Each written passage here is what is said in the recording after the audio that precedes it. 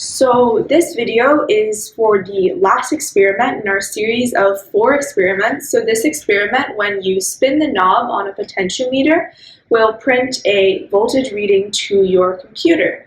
So in this video, we'll be going over all of the connections that you'll need to make, as well as the program for the potentiometer. And I hope you enjoy the video.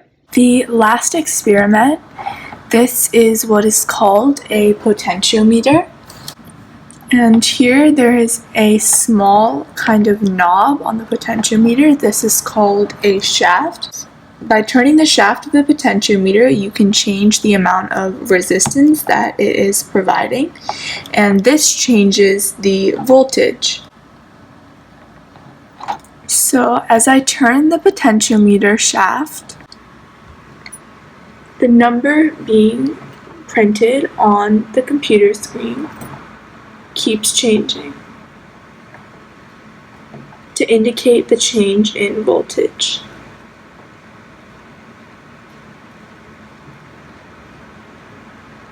There are 3 pins on the potentiometer. There is ground, signal, and plus 5 volts. So you're going to want to connect each of these pins as the circuit diagram says. So the first pin is plus 5 volts, and that's how your potentiometer is getting power. So you're going to want to connect it to the voltage out of your regulator, and as I said before, you can connect it to any other power supply on any other device as long as ultimately you make it to the voltage regulator.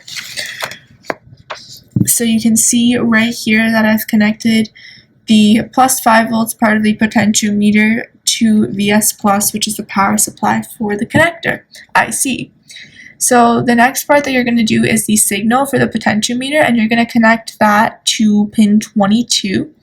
The last part is ground for the potentiometer, which you're going to connect to your common ground, which should ultimately lead to pin 2 of the regulator. So once you've done that, you're going to need a program. So when you spin this, you get an analog voltage reading, and we want to convert this to a digital number that can be printed in a terminal. So now I'm going to be showing you all the program to do that. So right here we have the program.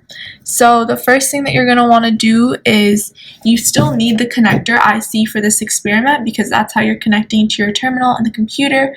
So you're defining that. You're also going to need the 2 pins RX and TX to receive and transmit data from the 9-pin connector. And then this while one loop is just always checking. So you're saying while one, give it a delay. Basically, you're converting and all of these calculations right here, you are converting the number that is being given as an analog voltage into a digital number. So this is each place, hundreds place, tens place, ones place. So this is each place. And essentially, every time that you get a value out, you are printing it in the terminal with this command UART-SER. So over here is how we're printing out data into the terminal. So that's it. Now you should be done with all 4 experiments. And I look forward to seeing how this goes for you guys. Okay, thanks. Bye.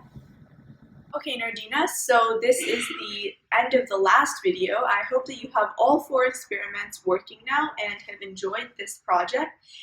If you've enjoyed this series of videos, I'd really appreciate if you could like, comment, and subscribe. And I will see you very soon with another set of videos. From each Nerdina to all Nerdinas. Adios.